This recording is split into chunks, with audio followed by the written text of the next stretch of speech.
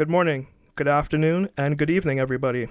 This is Kero, Riri Paddle, and today we're sitting down with the Moonrunner83, also known as Chad Williamson. How are you doing? Here, I'm doing awesome, man. Sitting on the dock at the lake, buddy. I couldn't be better. Chatting with a good friend. It's an honor, man.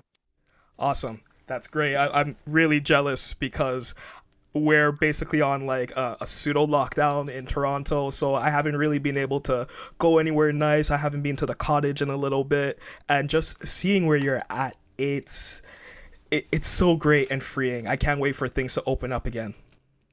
It's coming, man. It's coming. You guys just have to follow after Alberta, the heart and soul of the New West, man. And as we were talking a little bit about Alberta right before the start of this interview, it's someplace that I'm really looking forward to visiting soon. I've interviewed some other people on my channel about what it's like living in Edmonton, what's it like living in Calgary, and just to hear about how similar yet different it is compared to where I'm from, especially within the art scene. It's such an exciting topic to touch on. Yeah, Alberta in general gets a lot of flack. Obviously, Vancouver and Toronto are kind of the hubs and meccas of art and culture in Canada, and not to mention Montreal. I think it's kind of like the tripod of artistic cities, but there's an amazing amount of talent in Alberta that's underappreciated. I think Alberta gets marked as kind of like the cowboy province, and the only thing that kind of comes out of here is country and western, and I mean, I'm not hating. There's some really great musicians, and I mean there's some really talented country artists that perform music kind of in other genres and stuff, and some people just do it for cash because it sells and everything, but Alberta's got such an amazing bedrock of musicians that kind of span the gamut from electronic and EDM, folk, acoustic stuff, punk rock, you name it, like old school, like old man rock, all that sort of stuff. And what might surprise a lot of people is a breadth of the talent that Moonrunner kind of draws from is mostly local, from Calgary and Edmonton and Red Deer, and they're all people that I know in person and have the pleasure of actually tracking in the studio myself in this day and age of internet recording stuff and collabing with people that you've never met before and sending tracks back and forth. There's still something really magical about being able to sit down in a room with other musicians making music and being able to kind of vibe off one another and everything. And that's something that's gotten lost in the kind of COVID electronic age where everything's done by Zoom or by kind of remote stuff. So yeah, it's nice to work with local musicians, and Alberta's chock full of great talent. And I mean, of course, I work with people from all over the world as well that contribute to and make Moonrunner such a unique and talent-packed project. I'd love to say that it's all me, but there's like 30 or 40 other people that contribute to Moonrunner that really bring their influences to the table, and they're too numerous to count, but a big chunk of them are locals and really good friends, and they've really made this project unique. Yeah, you can definitely hear it. There's so much variety in your music. It's like listening to someone who could have came from the era of the Eagles and Fleetwood Mac when music was really pushing the boundaries, but having people come in to collaborate, whether it's the songwriting or it's having someone else on vocals, and applying that to synthwave. I feel that not many synthwave artists will look around their local area. They're always looking to, let me collaborate with anyone in the world, but sometimes there are a lot of gems that are just underneath your nose, and you hear that with the songwriting, you hear that with the production, you hear that in the vocal stylings of what you do. The music of Moonrunner is really incredible. It really is. Oh, thanks, man. Yeah, it really is a collaborative project, and what I think works so well is that the underlying bed tracks are all, they're grounded on my musical kind of history, which is like, 3-chord kind of pop punk stuff. And I've been playing that for a really long time. And of course, the only the only people that listen to any of my previous acts is probably like my mom, my wife, and my two cats, and I've really just changed the instrumentation and the production. I'm still writing the same 3-chord songs that are inspired by kind of hope and joy. I really like happy music, and really that's the foundation upon which all of these other musicians bring their bring their influence to the table. And when musicians from all over write songs on top of Moonrunner instrumentals, it really creates some really poppy stuff. And I mean, I'll send out an instrumental and I'll feel that it's kind of uninspired, and when I get vocal tracks back, I'll be like, oh my god, they've just written a hit, right? And so the way that these songs develop, it's always really, really surprising to me, because I'm writing the same 3-chord instrumentals that I have been all my life. And to have other people write these amazing pop songs that have these great melodies and great vocals over top, it's pretty incredible to be a part of that process. We've touched on a little bit about the collaborative process with Moonrunner, but can you tell us a little bit about yourself and how you came to creating music under this moniker? What really kind of got me into synthwave is, like a lot of musicians, I saw the movie Drive, and obviously it's got a fairly kind of synthwavy, or the early precursors of what might now be kind of synth or pop wave stuff on the soundtrack. And I just kind of thought, this stuff is simple, and it's very much like the music that I've been writing my whole life, with 3 or 4 chord major scale stuff with kind of a pulsing 8th note kind of bass riff. And I actually ran into this guy in my elevator in my building, Ryan. And Ryan is a pianist for the Calgary Ballet, which is really crazy. And I think I was like going to do a DJ gig, and I just had some PA gear and like I think a set of turntables in the elevator with me. And of course we started talking about music right away. And when he told me that he was a classical pianist, I kind of said, oh, well, I mean, hey, have you ever, done synths? I'm starting this really cheesy synth project. Why don't you come and start working with me? So Ryan wrote half of Datsun with me. I'd already started a couple songs. Spires was the first Moonrunner song ever. And it was actually written just up that bank there in the cabin. It was like the very first Moonrunner track. And then after that, I think I did Troubled Eyes. And then all of the songs with Ryan came after. So Datsun, Kiss in the Night, Chinatown, Chasing Gemma. He helped with so many of these tunes.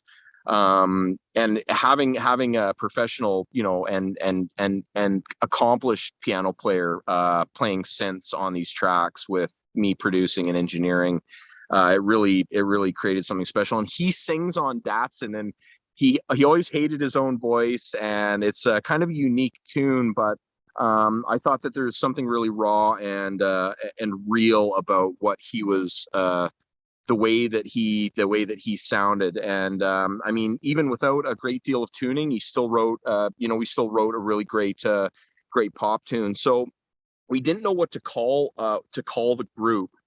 We were going to be the Moonrunners, and actually the name came from, we thought it was kind of cool back in I guess during the Prohibition era. Anyone that would smuggle the hooch or booze at night, kind of under the light of the moon, would be called Moonrunners, right? Because they'd be smuggling rum into speakeasies and everything. And while synthwave obviously isn't really of the aesthetic of like the kind of like 20s and the 30s and everything, the name Moonrunner, I really kind of got that synthwave vibe from it. And Ryan had a ton of commitments, so I kind of anticipated that he wouldn't be with the project for a long time. So I didn't want to be the Moonrunners and then have a guy leave and then be the Moonrunners, but only be one Moonrunner. So in the synthwave kind of tradition, I just added 83, which is the year that I was born, and obviously Moonrunner 83. kind of is its own thing. And of course, Ryan and I parted ways amicably, and we're still friends. We don't talk a great deal anymore, but I've got tremendous respect for the guy, and I'm grateful for his hand in starting a great project. And of course, he still gets his royalty splits, and we've still, chatted so that we can make sure that he gets paid equitably for the work that he's done, because he was such an instrumental part in starting this band. I want to come back to the topic of collaboration. Collaboration is something that I feel is starting to become a little bit of a lost art now that people can do everything by themselves in their bedroom. But before we get to that, can you tell me, how did you initially discover your love for music? Oh man, I mean, I've been doing music stuff since I was quite young. So my parents got me into piano lessons when I was, I think, like 7.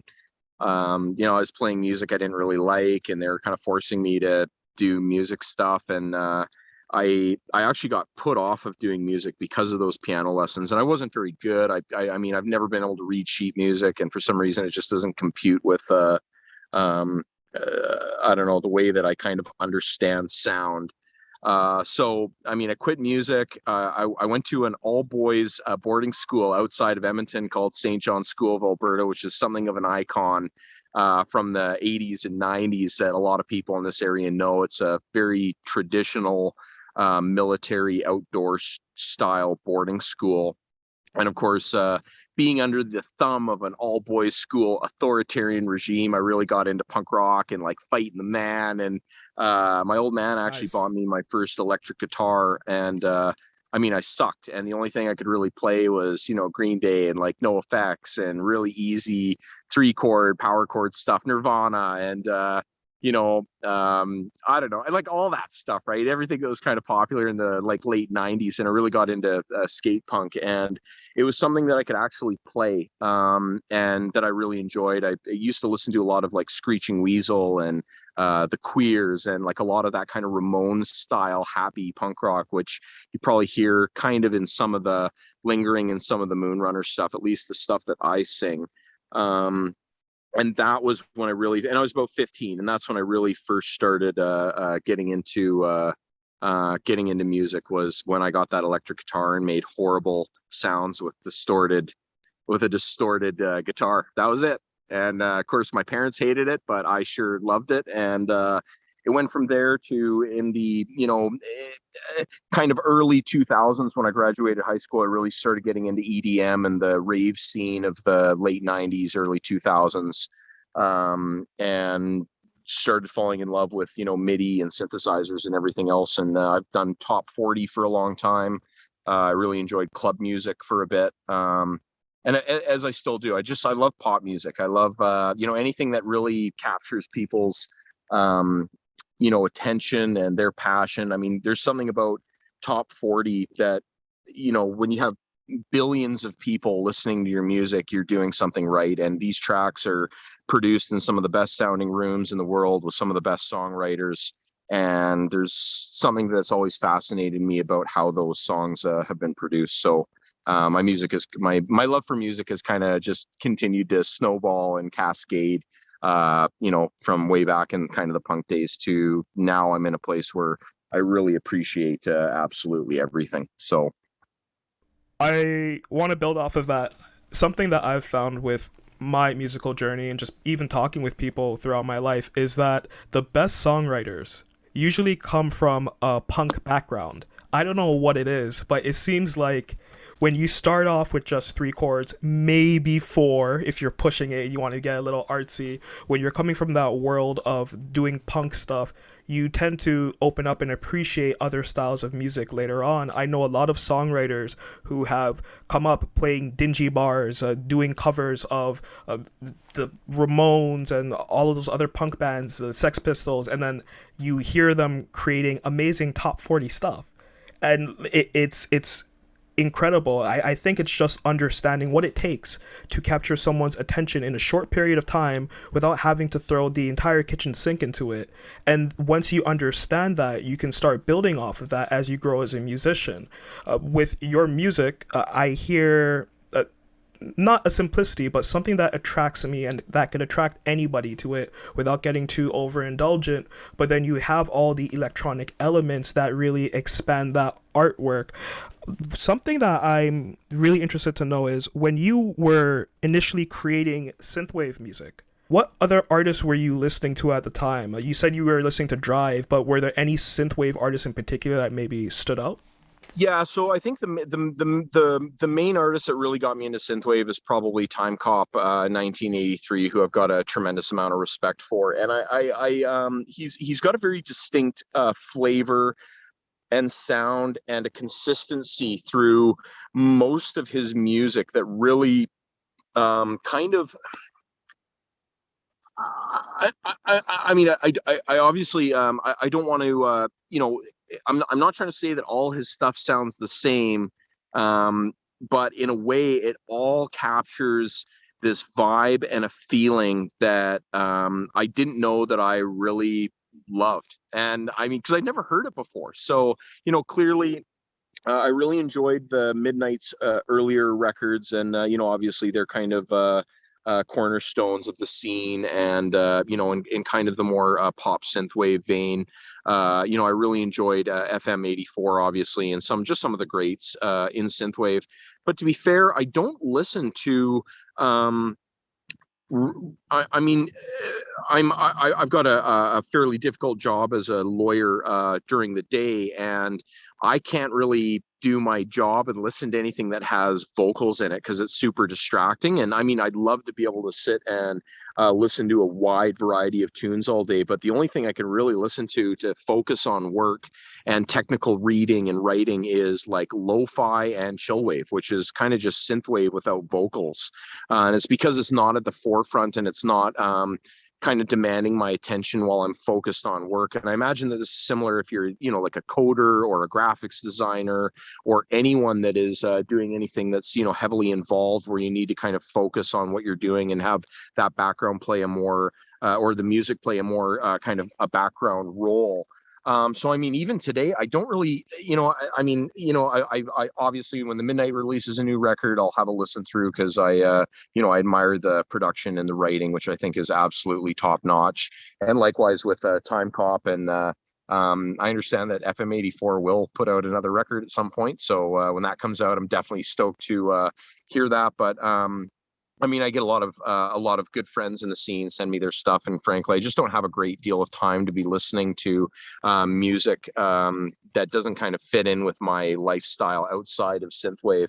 And to be fair, I listen to my records a whole bunch just because I'm kind of trying to evaluate what to do next and listen to production. And obviously when you've listened to your own stuff millions of times, you can hear things that you probably shouldn't repeat in the future, or that no one else but you will ever hear. So funny, like producers will sit in their bedroom and they'll work on this snare for like 2 weeks, and they'll be like, I finally got it dialed, and nobody knows, right? They're kind of listening to the mix in its entirety, right? So this kind of this producer's a symptom of being a producer is caring about stuff no one's ever going to hear but you. So and I really do listen to music with a producer's ear, because I think that songwriting is so important. But if you're not able to convey your songwriting with production that's compelling and clean and sounds good on all systems, you might not get the same listenership as you would if your production was up to snuff. And of course, having a background in top 40, my producer friends and I were really trying to chase that top shelf production to try to get songs on Canadian top 40 radio. So we really did push ourselves to try to compete with these big production houses that were putting out, super loud and really, really clean mixes. And of course, then when I discovered synthwave, and people started listening to music that I made that wasn't top 40, I'm still very interested in mixing and engineering and gear and production, and I'm a huge nerd at heart. So I think and I think that's one of the things that draws people, especially to Moonrunner, is that the production's great. Top notch. I think it's important. And I mean, a lot of people say, well, art's art. You listen to black metal that was recorded in a dungeon from like 1750 on a Tascam 4-track. But I mean, again, that's kind of the production, right? That's if black metal guys are looking for that, and that's the production, that's one of the elements that people are drawn to, right? And whether that production is lo-fi or really clean and high fidelity, then it's one of the important elements. So songwriting, melody, and then the production, which I think is super important, and I'm a huge nerd for production stuff. Well, then let's nerd out about production, shall we? Mm-hmm. I'm into it. I have always loved the production stage of music, even before I knew what producing was. For some reason, when I was a kid, hearing that strange sound that you could hear coming from underneath the guitars with U2, I didn't know that was shimmer reverb, but it sounded so interesting to me. And even like with distortion and fuzz and modulated reverb all throughout my life, I was so drawn to that. And as I got into synthwave, as I was hearing so many amazing artists producing their own work, just to know that a lot of them had great hardware synthesizers, or maybe they were using an assortment of software, they knew how to EQ properly. It was like looking at a puzzle and dissecting it piece by piece, figuring out how does everything fit so you can get to the end result. And when I listen to your music, I hear a lot of attention to detail with the production. And as you have been saying, you're a big nerd. How would you say you go about with producing a song for Moonrunner? Is there maybe like a couple chords you throw out there and then you layer on top with synths? Is there maybe you looking around your room and picking something? Well, one thing that I found that's so amazing about Moonrunner, and I mean, I'm signed to Fix Neon, and I always get these comments, right? Because I won't do any music stuff for 6 months, to the consternation of everyone at the label thinking that I'm not going to release a record or kind of meet my deliverable requirements and all that sort of stuff. And that's not to say that Fix comes down on me hard or anything, because I mean they've been so mellow with the demands of my day job and everything. But what's so amazing about Moonrunner, and like I said, Fix recognizes this, is I can sit down and produce a record in I can track a record in 2 weeks. And I mean, obviously mixing takes a little bit longer, and then there's the mastering phase and everything, and getting tracks back from feature vocalists and other artists and everything. But Moonrunner really is formulaic, and not so much in the songwriting process, but in the production process, in terms of having a template set up. I've developed the Moonrunner drum kit over Streets is really when I spend a lot of time developing that drum kit, and it's followed the project ever since. So like when I load up a template, I've got the Moonrunner kit already ready to go. And I mean, a lot of it is 3-chord, 4-chord, 4/4 major stuff. It's pretty poppy, so I can start with a synth patch that is inspiring, and usually I am inspired by sound, and I'll just build off that. But I mean, I can I'll get an arrangement down without any transitions. And one of the elements that I think really separates the top shelf production from the stuff that really does sound kind of indie and more bedroomy are interesting transitions. And those are the elements that really make, and this is something that I took away from Top 40, is in a lot of rock stuff, you're just going from, clean drum beat. Now there's distortion. You're like, okay, here we go. We're in the chorus now, because now there's a distorted guitar. What's really cool about Top 40 stuff, and even some of the EDM stuff that people are listening to, and even more, some of the more modern metal and rock productions, are the really interesting transitions that move the listener from a verse to a bridge to a chorus. And whether that's just a drum fill, a riser, or some sweeps, or a big break with some kind of a cool impact or something, it really makes your stuff sound polished when there are dynamic changes from kind of a steady verse to an exploding chorus. And I also really love playing with the stereo field. If you listen to a lot of songs, you'll notice, and I love vocals. And I'm pretty good at mixing vocals. It's taken a long time. I think it's like 15 years. So I mean, some of my older tracks and their vocals were just so horribly mixed.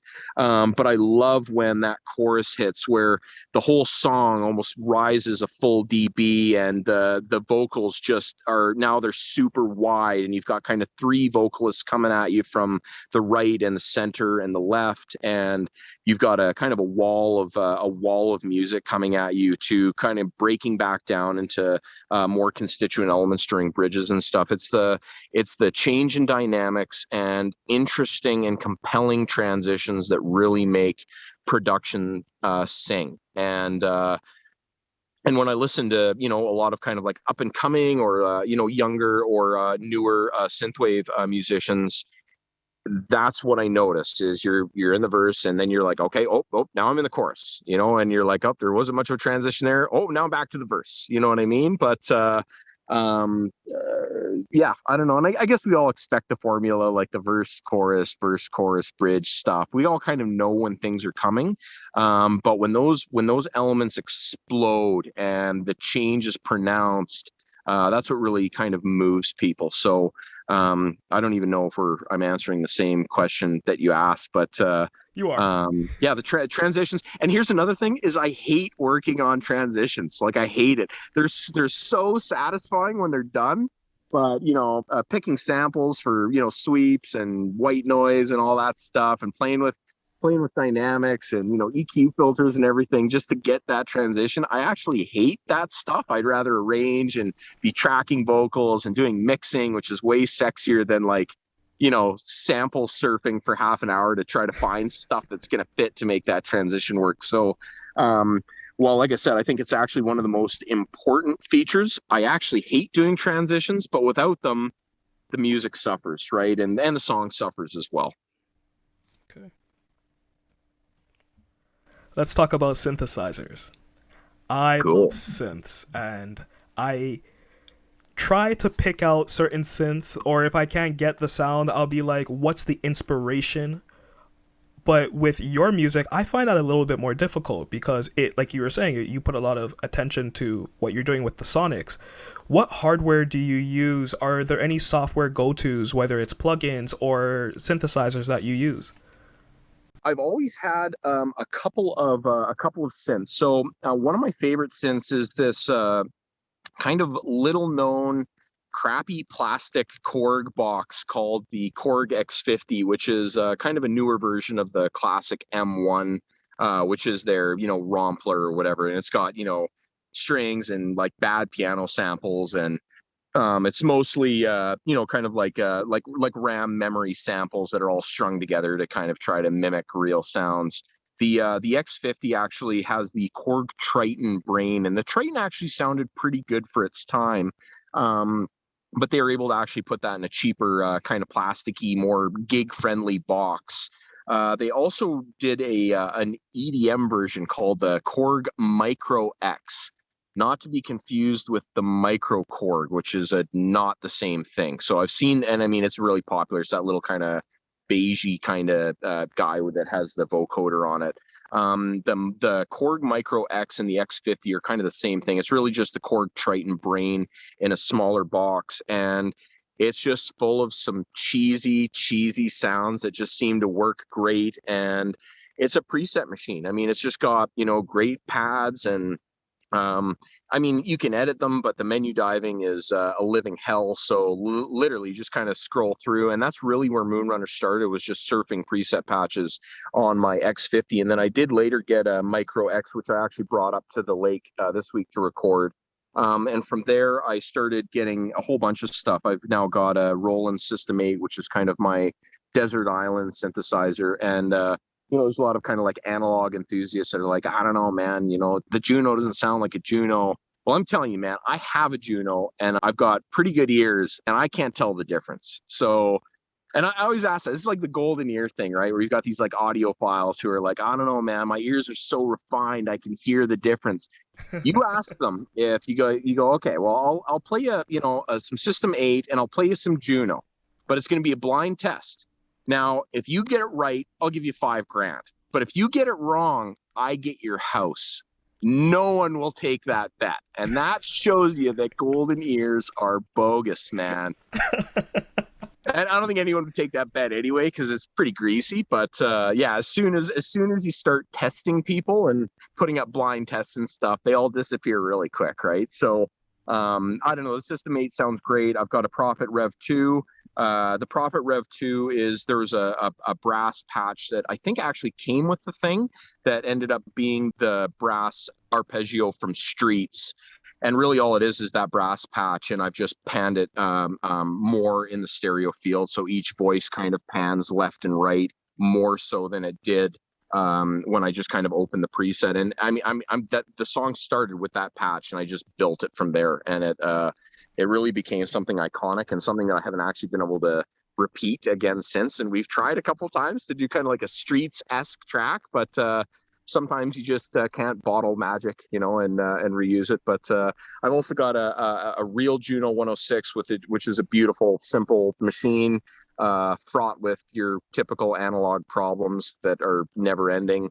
I've got a Roland JX3P, which is kind of in the same vein as the 106 with just an extra voice and, or I should say an extra oscillator and more menu diving hell with the digital kind of controls on the front. I've actually got it modded so that I can control it with a Novation knob thingy, which is kind of nice. It's got the Kiwi mod or something.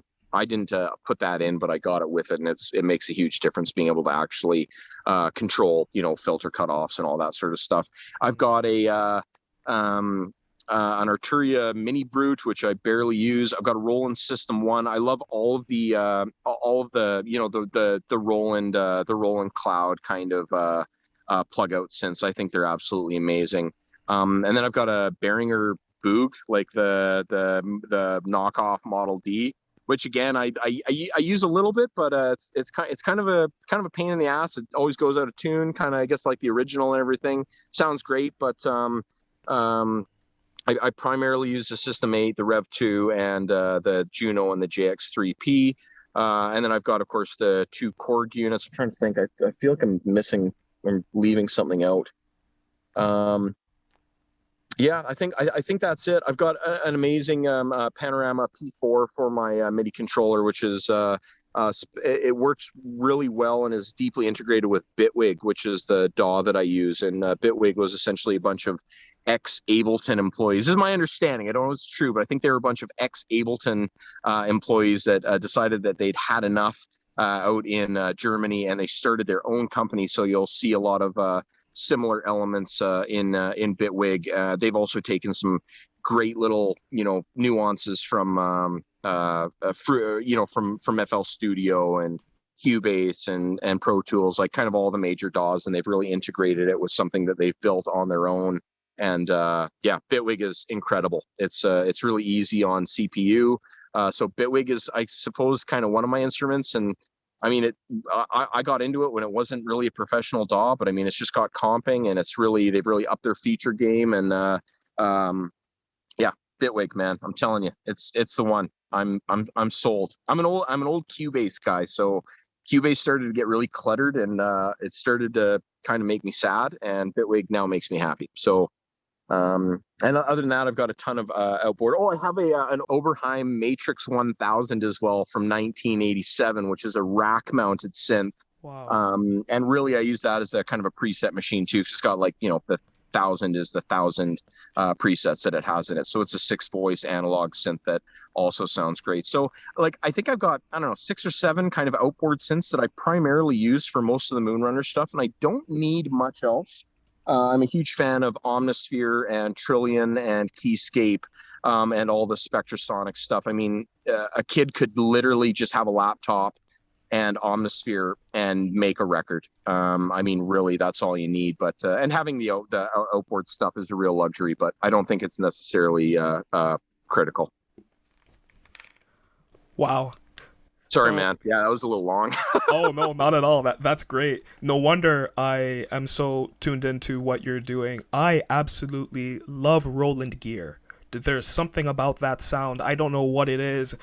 I just have always been really attracted to it. My mom had a D50 that I grew up on, and this is even before I liked playing music or even like doing anything. Just to hear that sound, it really reminded me of my childhood, which is the early to mid 90s. And as I grew up and I started looking at different synthesizers, I was really drawn to all of the recreations that Roland was putting out. The System-8 is one of the greatest synthesizers of all time. Yeah, I think so. Time. And it's so versatile, right? Like it really captures the three, I mean, you can plug out three synths, and I've got, a Juno and the Jupiter 8 and then the JX3P, and I actually own two of those. And I understand that Behringer is going to be redoing the Jupiter 8. I just read that online, so yeah. I mean, I don't know when that's going to happen, but plus the System 8 brain in and of itself is going to be an iconic synth.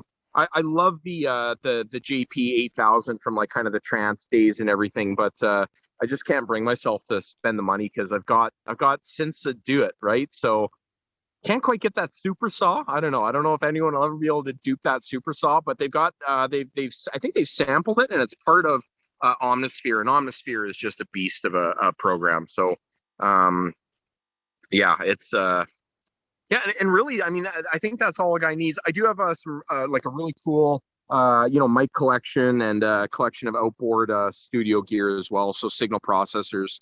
I've got some really great warm audio clones of some old gear from the 50s, 60s, and 70s. There's a company actually, and this might interest you as a Canadian, company out in Peachland or Summerland, BC, called Advanced Audio.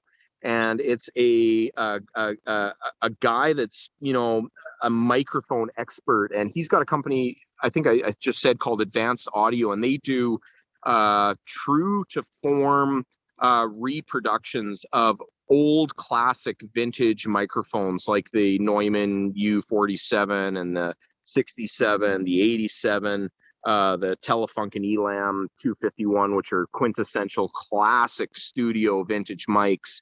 And he reproduces them, and I spend a lot of money with him, and his stuff is absolutely amazing. A lot of the vocals that you'll hear are recorded with what he calls the CM251, which is his clone and improvement of the Telefunken 251, which is like the Frank Sinatra mic. So, and it's beautiful. It's, it's tube, and I mean, it's got a great capsule in it, and a lot of the vocals that you'll hear recorded for Moonrunner stuff are tracked through that, with a bunch of other outboard gear as well.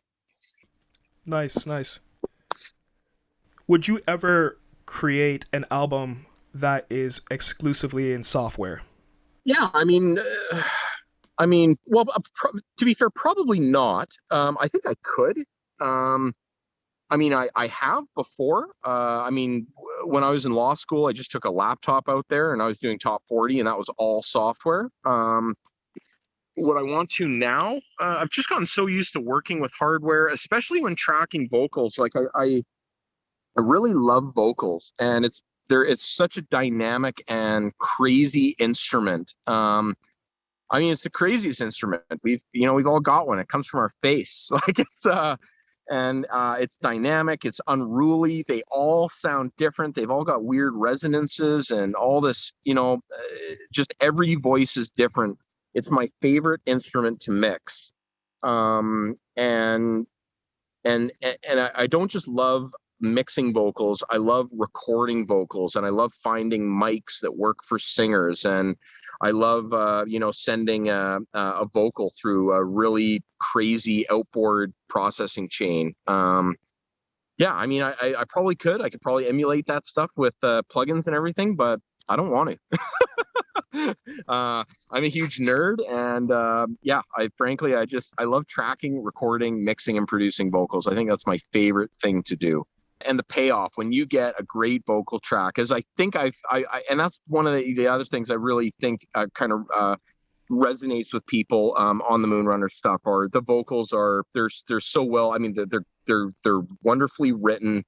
The talent it's amazing, and the production is of high quality, and it's taken a lot of practice to get to a place where I can actually track good vocals. I think the crappiest vocals on all the Moonrunner stuff are mine, to be honest. Doesn't mean I'm gonna stop singing, but Never do. yeah, I mean, Never do. Humble of you to say that, because I do think, and I agree, the vocals really pop out. I like synthwave that has vocals. I prefer synthwave that has yeah. vocals, and you're hearing more of it over the last few years. But I really enjoy your music, and just to hear how passionate you are talking about the production side with vocals, I can tell you're someone that, like, that is what matters the most. I know a lot of people who are into electronic music, and they are so worried about this pad needs to be coming from this FM synth, this pad needs to be coming from this mono synth, and I'm just stretching out the release, and it's going to be unique. I'm going to EQ it this way. But what about the vocals? What about the melody? Is there a hook? There's something interesting there that you may not be paying attention to if you're focused on the instruments but not the vocal. That is one of the most unique instruments that there is. So it's great to hear that you're so passionate about vocals and where they fit in the song. I mean, Kero, I think when, as soon as you drop a vocal into a track, everything else sits in the background, right? Because the vocals are in your face, and they really are the focal part of the track. And don't get me wrong, I like having cool pads, and I like I'm not so much interested in the process of sound design. I'd rather find a sound that just sounds cool and interesting, and I don't really care about how I get there. I always have some great chats and some friendly disagreements with my good buddy Troy from Die Scum Inc. because he's such a process driven dude, and I respect and appreciate just how intense this guy gets on the process and on the intricacies of each synth that he has. And I mean, the guy's synth collection is absolutely wild. But we're opposite in that respect. I just really want to have a really sexy mix at the end of everything. And I want to get there as quickly and as painlessly as possible. So I love filter sweeps, and I love little production tricks, and I love kind of tweaking sounds, but really the vocals are going to be the thing, especially in my tunes, that everybody hears right away, and those need to be dialed, and everything kind of fades into the background. Of course, if you listen to the instrumental versions, you can kind of hear some of the production that goes into the bed tracks. But they really change. As soon as you drop a vocal in, that's really what's in front. And it doesn't matter if you've spent, 2 hours making a patch on an FM synth that, sounds all crystally in the background. When you drop that vocal in, it's not going to be the focal point. I want to talk about social media for a little bit. Okay, yep. Your Instagram is such a joy to look at. Oh, thanks, man. It's a great reflection of the aesthetic of synthwave, and not only is it that sort of picturesque sort of feel, but it works as a great directory for Moonrunner, the music that you do, the products that you have. How important is it for synthwave artists or artists in general to focus on their social media presence? And is it something that you had to kind of adapt yourself to do, or were you always keened into that? I don't know. I mean, I've been obviously reposting, stuff that I find around the net. What I love about synthwave is, I mean, there's an aesthetic to it, and it's not just music, and it's not just producers. I mean, we've got artists, we've got people, we've got filmmakers. There's podcast producers and curators and reviewers and bloggers. And I mean, it encompasses such a dynamic, creative group of people. I mean, when I started doing social media, I really just wanted to, post pictures that I found that I thought were really cool by artists that I really appreciated, mixed with, kind of pictures of my studio and some of the, more kind of like Moonrunner-y based stuff, like, some of the promo shots of, myself and, my space and synthesizers and things that I really liked. At one point I was posting every day, and, with hashtags and everything, I developed a pretty massive following just on Instagram. And I think people just like the pictures. And I know that a lot of other musicians and synthwave guys have kind of adopted the same approach. but I don't. One of the big things is that I want to make sure, obviously, that the artists get the credit they deserve. That's why I put them kind of right at the top of every comment. I don't have a big, follow Moonrunner83 and then with the artist buried way underneath or something like that. I mean, quite frankly, I don't really care too much if people follow the account. The artists should really get the credit they deserve for some of the amazing work that they do. And I've kind of fallen off the wagon. I mean, I'm getting busier with work. I just don't have the time to be posting. So I'm posting now a couple times a week.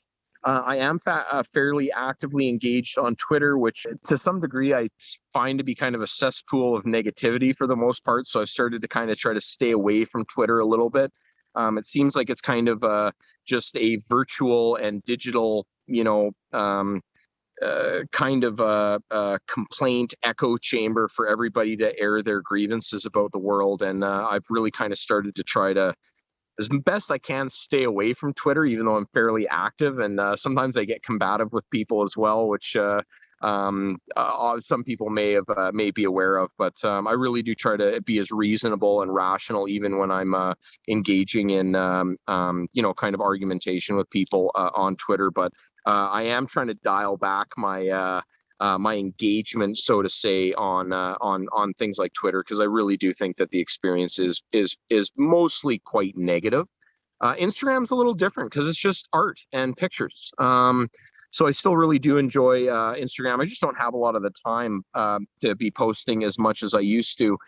I don't know how important it is. I mean, I'm fairly interested in the metrics of gaining followers and getting fans and converting those into listeners and all that sort of stuff. But I really don't have any way of knowing if the people that are following me on Instagram or Twitter are, listening to music, or if the music are coming up if the music's coming up algorithmically. So I guess to answer your question, I don't really know how important it is. I think it's important to maintain some sort of a presence and to engage with the people that really do matter. And I do get a lot of messages from hardcore Moonrunner fans that I respond to, and a lot of people I've gotten to know on a personal basis, just because there's some pretty amazing people out there that have connected with me, and I get to learn about their lives in different corners of the world. And I think that's where the real benefit of social media and the internet kind of come into play, is being able to connect with people that you might not necessarily identify with or connect with in day-to-day life. But, you can kind of be friends online, and obviously you don't have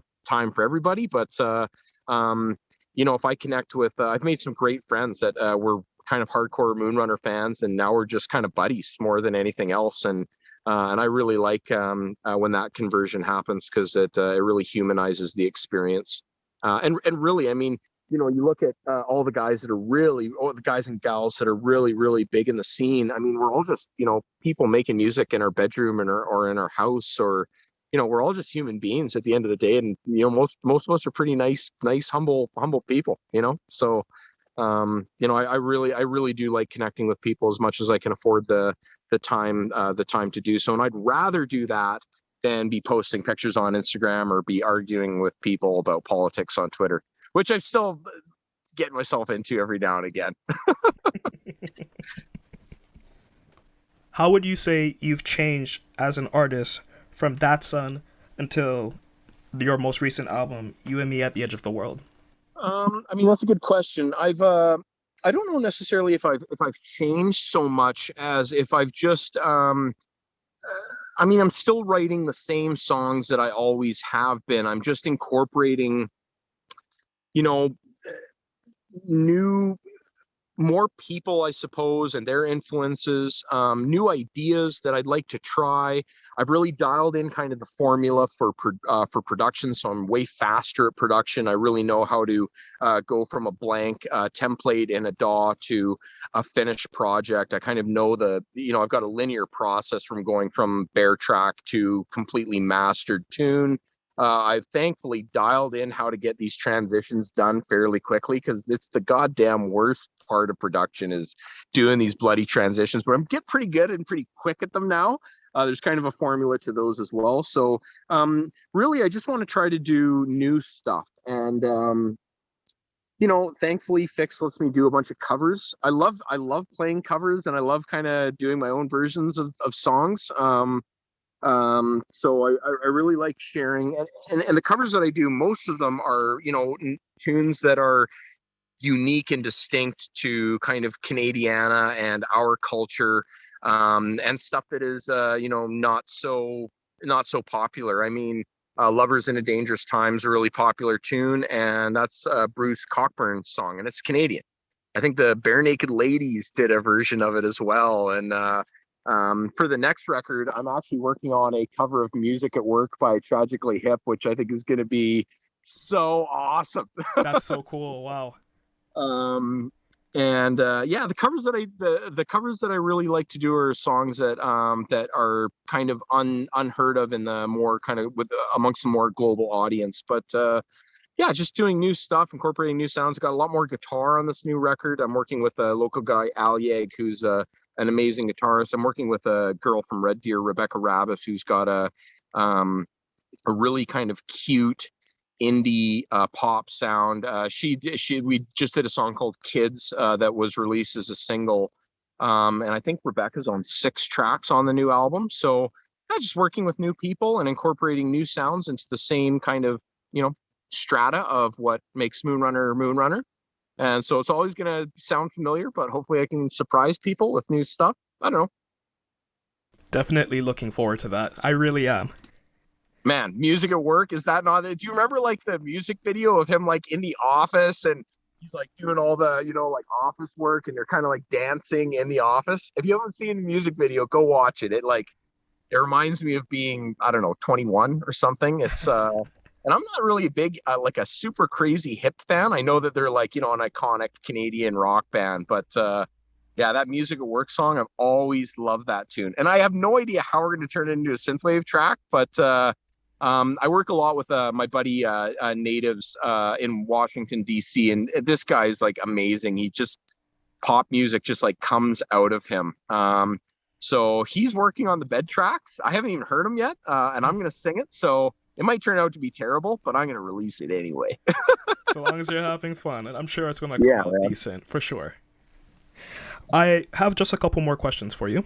What does the future of synthwave look like? Maybe this is like kind of a controversial subject, but I've really kind of felt not so much a disconnect, but kind of an inclination to break free of the scene, right? And you see on Twitter like #SynthFam and everything else. And I think that there are so many positive aspects to the community and to the wonderful people of all shades that are part of kind of the synthwave community. But I've always wanted to reach a wider audience of people who have never heard of synthwave before and who frankly don't really care. They just want to listen to pop music that makes them feel good. And that's what I've always kind of wanted. And while I'll always consider myself to be a synthwave artist in terms of the Moonrunner stuff. There's elements of, what I'm doing and what some of the other artists are doing that are always going to have those synthwave roots. But I really want to break out and reach a wider audience. So I think you're going to see more and more music that might not necessarily kind of fit the traditional synthwave mold still be considered synthwave. And that's really what I want to, where I would like to see kind of the scene, quote unquote, go, is to incorporate a broader palette of flavors of synth based music. Is that going to happen? I mean, I really don't know. There's a lot of chatter on Twitter where, if you're not a purist or, if you've done a pop song, it's no longer synthwave. But I don't know. I guess it gets into the deeper argument of what is synthwave, right? I mean, is it subjective? Is it an objective quality or objective qualities? I don't know. But I really want people on the lake that are out wakeboarding to be listening to it, not even knowing that they're listening to synthwave, just being like, oh, I like this Moonrunner guy. He kind of reminds me of being a kid, or this Moonrunner stuff. It makes me happy. And, I listen to, hip hop, but my buddy listens to metal, but we both like Moonrunner. We can both kind of connect over this kind of style of music. So I'd like to bring synthwave to more people, whether it's under that label or not, whether it's just synth pop or pop music or, yeah. So I kind of hope that the future holds more diversity, I suppose, in terms of the music itself.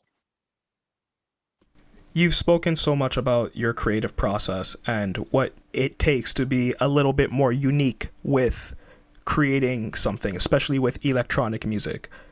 Do you have any other tips for up and coming artists, whether it's social media or it's production or songwriting? Yeah, I mean, I get asked this a lot. I mean, I it's I mean, there are a million, obviously like tutorial productions online and social media kind of tutorials, and how do you get signed, or how do you become a successful musician? And I mean, even now, I don't necessarily, I mean, success is such a subjective thing as well, right? I mean, am I successful in synthwave? Well, I don't know. Is that based on listeners? Is that based on, the one guy in Holland that really likes my music and sings it with his kids? Is it having, 20,000 monthlies on Spotify? Is it being like a top 40 guy where you got 75 million monthlies on Spotify? I think success is what you want to make out of it. And you really need to focus on your songs and the music. That obviously comes first. Second is production. And that's not to say that you need to have super crystal clear, amazing production, especially if that's not what you're going for. But you need to focus on what you want your sound to, how you want your sound to be produced. I mean, crystal clear production might be completely inappropriate if you're a lo-fi producer, right? So you want to really develop a unique production sound that sounds like you and no one else. I mean, when I listen to a Time Cop song, I know I'm listening to Time Cop. Like, I don't need to see his name on my screen to know that I'm listening to Time Cop. And that's a really unique quality that it takes time to develop. I'd like to think that when a Moonrunner song comes up, people know it's a Moonrunner track because of the production, because of the drum kit. The drum kit's the same all the time, because of how the vocals are produced, which frankly is just how I want to hear them. I mean, I'm making music that I want to listen to. I mean, I like wide vocals during choruses, so I do it. And if people don't like that, then that's fine. That's kind of what I like. So yeah, so focus on the music, focus on the production, and then focus on getting people to listen to your music if that's important to you. And if it's not, and you get fulfillment out of making music, as I did for a long time for like my wife and like my cats and like my mom, and like a couple people in a crappy bar in like downtown Calgary, I mean, that's cool too. So set goals and try to meet those goals and keep them realistic. I mean, we're not all going to be, selling out, multi-million dollar venues with billions of people listening and being played on the radio. Set more realistic goals. I think that's important. So, write a song, finish a song, mix it so it sounds the way that you want it to sound. And if it doesn't, spend the time and work on it to get it to where it does. I mean, it took me 15 or 20 years to get songs to sound where I didn't listen to them and think that they sounded like crap. So, and you're your own worst critic as well. That's another big tip, is don't focus on your snare for 100 years, man. It sounds good. I'm telling you, your snare sounds fine. Focus on the big picture, because that's really what, listen to your music as though you're somebody that's listening to it. I love having my wife come in and listen to songs, because I mean, I'll go down the rabbit hole of production working on some stupid bell sound that I've been banging away at all night, and I'll bring my wife down and she'll be like, oh, I like this song, it sounds good. And I mean, and that's fine. And that's what other people are going to hear. I mean, not going to be like, hey, well, how does that bell sound? Does that sound great? And she'll be like, well, what's the bell? Boom. The bell doesn't matter, man. Your snare doesn't matter. The overall product matters. So yeah, focus on the big stuff, set goals and set reasonable goals. I'm always amazed. And, I got a message when this is kind of a cool story. I got a message when I first started Moonrunner and produced Datsun before. I mean, people started really listening to Moonrunner after Streets came out. Datsun, I was still kind of just a nobody in the scene. I had, maybe 100 people listening to Datsun. And I got a message from this guy in Russia. And I still have it. It's like this weird voice message, and he's got this thick Russian accent, but it's in English. And he was some guy in St. Petersburg, and he sent me a voice message to say that he had heard the song "By Your Side," which is the last song on Datsun, and it's actually probably my least favorite Moonrunner song. It probably shouldn't have even made it onto the record. And he said he was in thick traffic in St. Petersburg in rush hour traffic, and he heard "By Your Side" blasting from another car in rush hour traffic. And he's like, I just wanted to tell you that I just heard this coming from some other car. And he said, isn't this amazing that your song is being played in rush hour traffic on a city on the other side of the planet? And I thought, holy shit, that's actually the coolest thing ever. And like, he was probably one of only 100 people that were listening to me. So him and this other guy in traffic, and that he recognized that song coming from some other car. I also had a message from an older DJ in Brazil around the same time as Datsun. Some guy just messaged me on Instagram and said, I listened to this record and it reminded me of being young and it made me cry. And it was like, it's crazy, man. I don't know. It still makes me emotional just kind of thinking about that. But, if your music can reach out and touch one person that profoundly, that's it, man. That's what it's all about. That makes it totally worth it too. It really does. When you can, man, I still have that message. Like, I still have that message, and it still makes me like emotional thinking that some dude in Brazil is like listening to Datsun and it reminded him of being young and it made him cry. I mean, that's music. Nice. I want to say thank you so much for your time. This was a great interview. It was amazing to talk about synthwave, to talk about your creative process, about what all of this means, what it means to be sitting in your room for hours and hours and then putting it out there to the world, but having people enjoy it and help them get through whatever it is. That was incredible. Thank you. Yeah, it's I mean, it gets me pretty emotional, man. Music is music really it connects us, it kind of binds us. It's like it's primordial, and there's this like anthropological pull that humans have to like rhythm and sound, and it unites us. And in a world that is so deeply divided by politics and strife and civil unrest and identity stuff and all this conflict out there, people can always get together and are unified by music. And I think that's it's beautiful. And like I said, man, it makes me pretty emotional. So I'm grateful to be here, and I'm just grateful to be breathing and be out on this dock and in the sunshine, sweating my ass off in the shirt and talking to you, man. I'm honored for the experience, and I hope that a couple people watch this interview and are inspired to turn some knobs and play some synths or go and listen to some records. I'm sure of it, definitely. Is there? I love it, man. Is there anything that you'd like to plug? No, man, that's it. I love you. I want to plug your channel. I've I watched a couple of your videos when you sent me an invitation to kind of be on your channel and on your show, and you're doing great stuff, man. And if you ever come out to Calgary, Kero, man, you gotta send me a message, send me an email, and let's get together, man. I'd love to give you my phone number and take you out for a proper Western Canadian steak, man. We got some food out here that'll blow your mind, big guy. Oh man, I haven't had a steak in almost 2 years because of the lockdown. Just even hearing that, oh, thank you. Man. I'll definitely take you up on that. Yeah, when you come to Calgary, man, I got this like unknown restaurant that when I was in law school and I used to fly back to Calgary like a couple times a year, I'd have my buddy pick me up at the airport and take me directly to this place to go and have steak. I mean, I'll tell you that the beef in the UK is pretty bad.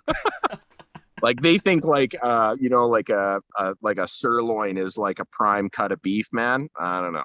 Like, that's not cool. Not cool. I eat a lot of chicken. I'm gonna just tell you, when I was out there, I ate a lot of chicken. The safe choice, I guess. You can't really mess up chicken.